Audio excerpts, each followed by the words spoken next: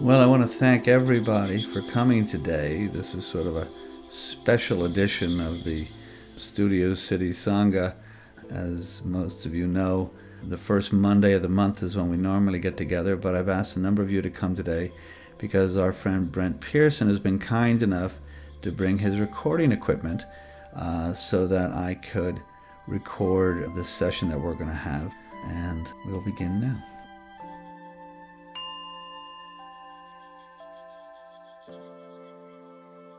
As you settle down, settle into your seat, whether it's on the couch or a chair or you've brought yourself a cushion, this is this wonderful moment of transition that we make from our typical, normal, everyday modality of activity and thinking, where we have so many things to do and so many pressures on us and so much of our discursive mind coming at us in rapid fire, a cascade of thoughts and feelings and emotions and reactions. This is where we have invited ourselves really to transition out of that mode and into a contemplative mode, one that's served people well for thousands of years, and one which we really, in a sense, are inviting ourselves back to our true home. This practice does reveal that our home, whether we have a house and a family and a wife and kids, that's wonderful, but we actually have one true home, and that's right here as we turn inward and as we look inside to find that one constant place that is our refuge. So as we transition, the most important ally we'll have in this is our bodies. And I'll speak here about the body. Later we'll move on to talk about the breath. I will then help you think about how to think about your thoughts, or put it another way, we'll explore a little bit as to what the mind's role is in meditation, and we'll end up with some discussion of our consciousness itself. For now, just relax into your seat, get comfortable and feel gravity holding you here in a loving way, and really signal to yourself that you're here for this self-care. This is really what we're doing here. This is an act of love. This is an act of self-compassion and self-love and self-kindness. With those ideas in mind, let's really take some time with ourselves and just go into complete silence. If you want to keep your eyes open, that's fine. Lower them to kind of half-mast with your lids. Have a very soft gaze on the floor in front of you, about 4 or 5 feet. Allow your peripheral vision to take in the room and everybody here. And you can meditate like that, or you can close your eyes.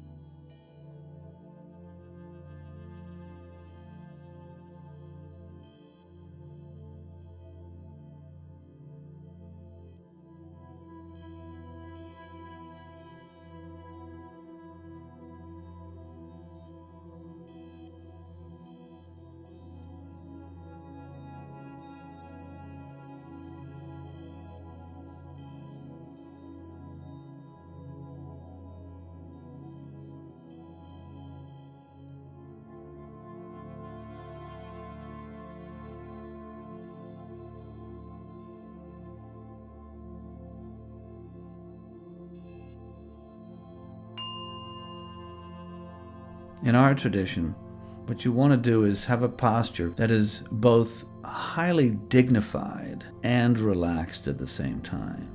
We talk about having a strong back and a soft front. A strong back means you sit straight and you line up the vertebrae one atop the other, and your head is directly on top of your spine, and you have a dignified sense of yourself, almost like a king or a queen who, not based on their power so much as just based on their training, they have learned to sit in front of people in a way that exudes confidence and a certain majesty. So we're all kings and queens in our own sense, and we sit like those people, and yet we have vulnerability, and we have an open heart, and we have softness and compassion. And so that's where the soft front comes in. This is where your heart is open to the world and open to yourself. So with a strong back and a soft front, your feet on the ground, give a sense of being fully present with your body. Invite your mind to actually join your body now. Your body's been here for a number of minutes. Now it's time for your mind to actually be embodied. And that's what we're going to do. And I'll be quiet for a few minutes, and we'll just feel ourselves here in our seats.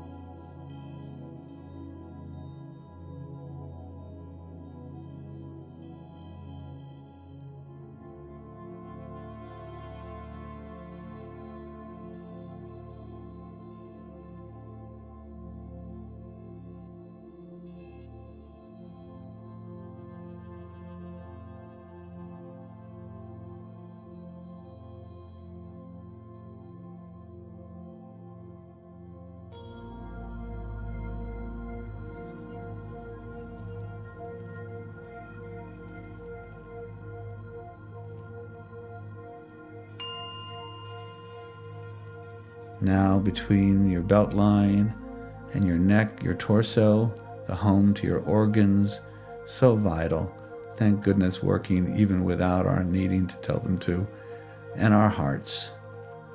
Just really feel and appreciate your midsection, your torso.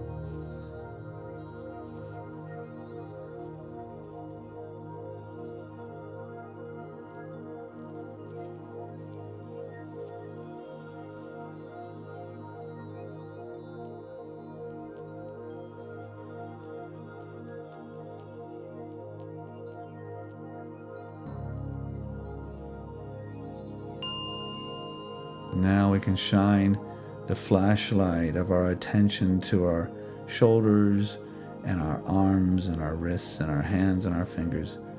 These beautiful appendages, so useful to us, so helpful. Just feel them as you make sure you've put them in a comfortable place on your lap in which they can reside there.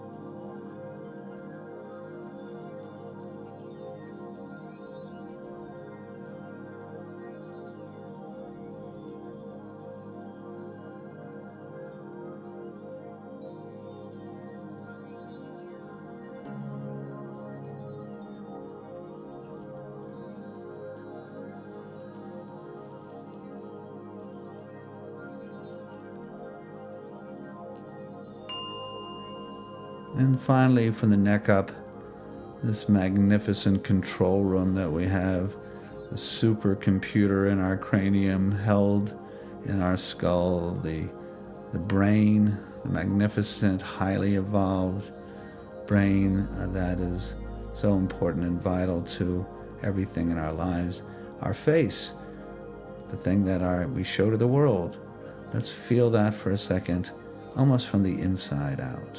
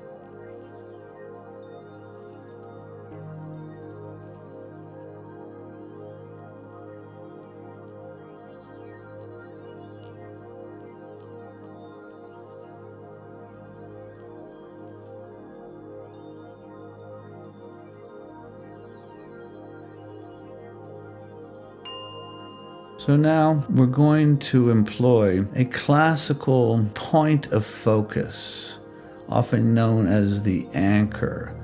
This has to do with concentration. This has to do with our ability to pay attention to what we want to pay attention to. Jon Kabat-Zinn has said that mindfulness is the act of paying attention to the present moment in a non-judgmental way, on purpose, with a particular open attitude. And so as meditation leads to mindfulness, so it's all about our attention. And to help anchor that attention, we'll go with one tool, not the only tool, but the one tool which is so classical, so vital, and so important for particularly connecting our minds and our bodies together, and that's the breath. The invitation here is not to breathe in any particular way. It's mostly to become aware of the breath in a way that allows it to anchor your mind, bring you back once and again to the present moment, to the here and the now. So we ask you to look for a sweet spot where the breath really sort of intrigues you. That can be at the nostrils, at the tip of your nose, as the air rushes in and out. It can be in your belly as your diaphragm pushes your belly up and down like a bellows. Or it can be up in your chest and your rib cage expanding. You can choose the sweet spot for yourself, but let's just take a few minutes to really quietly become aware of our breath and let our breath breathe us.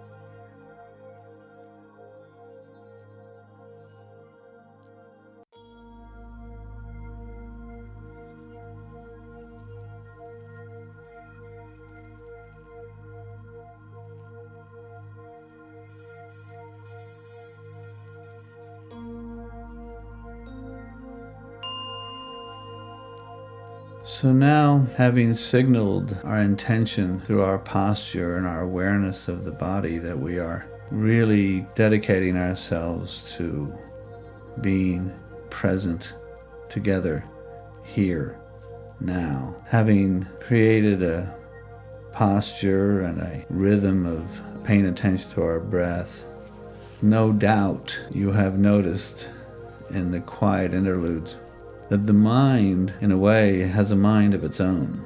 I'm sure if you're like every other human being, that the thoughts have been nonstop in coming in, the plans, the fantasies, the worries, the many, many, many, many, many thoughts that we have don't necessarily respect this time of meditation and decide just to go away.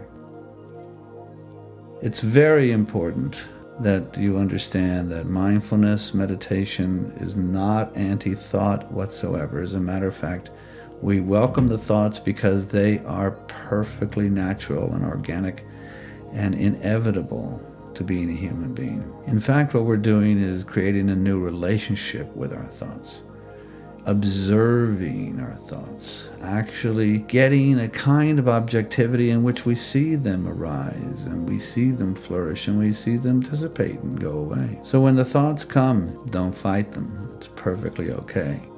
Meditation is not about clearing your mind, going into a trance. These are some of the myths that's grown up around meditation. And in fact, and particularly in mindful meditation, thoughts are inevitable. They are not to be fought with. They are to be welcomed. They are to be understood as a perfectly natural human phenomenon. As a matter of fact, rather important. But in this form of meditation, what we're doing is we're sort of letting them come in as they will and letting them go equally so that we can be in this mode of self-care. It reminds me of if someone were to hand you a brightly colored balloon, it certainly would capture your attention and you'd be curious about it and it's magical and how it floats and at the end of the string. But after you acknowledge it and you touch and go with it, you literally separate your fingers and the balloon floats away. And that's what we do with our thoughts. So again, I'm going to be quiet for a little while and I want you to just remember that mindfulness is not having thoughts. Mindfulness is simply remembering to come back to the present moment. Remembering when you find yourself lost in thought. It's the act of remembering and coming back to the breath and the body. That's mindfulness. That's exercising the muscle of mindfulness. So it's not a bad thing. And matter of fact, it's why we're here. So I'll be quiet for a while and let you just open your fingers and let the balloons go.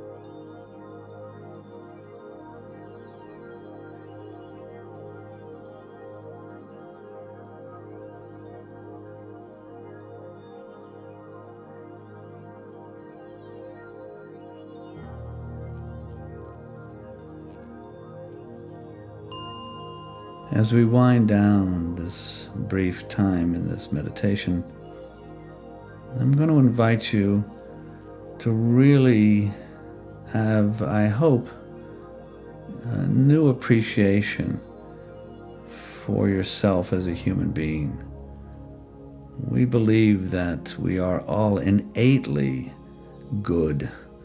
There's actually a tremendous amount of new science with 6-week-old infants, having them make choices in little bits of video clips and so forth, stimulation, in which over and over and over again they always choose to be altruistic. They choose to be compassionate. So we're learning that human beings have come into this world as innately good, and that this is an important thing for us to really embrace and understand. And also that we have the miracle of consciousness. This is not to be taken for granted and not to be taken lightly. It's nothing less than a miracle that we're alive and we're awake and we're aware and we have these enormously evolved brains, and our minds are such that we have fantastic creativity and fantastic consciousness about ourselves, about the world, about the cosmos. So in a way, I invite you to appreciate and be aware of your awareness. In a sense, when the voice in our head, which represents so much of our thinking, an actual voice speaking in English to us in our heads, that's a miracle. But what may be a deeper miracle is to ask yourself, who's listening to the voice in your head? To identify more and more with that part of yourself, that quieter, perhaps wiser, perhaps older, perhaps ancient part of you that actually is listening to the voice, observing the thoughts. Then perhaps you're really coming home. You're really in touch with that part of you that is deeper, calmer, wiser, that part of you which helps bring you peace and compassion and calm. So we'll end with a few more minutes of quiet.